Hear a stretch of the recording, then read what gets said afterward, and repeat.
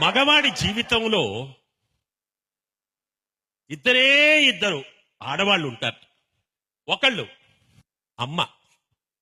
అమ్మ తను ఏడుస్తూ ఉండగా ఈ ప్రపంచంలోకి తీసుకొస్తుంది. రెండోది భార్య. ఈ భార్య ఆ ఏడుపు జీవితాంతం ఆపకుండా చూసుకుంటుంది. ఒక మగవాడు ఆత్మహత్య చేసుకోవాలంటే రెండు అత్యుత్తమమైన మార్గాలు ఉన్నాయండి.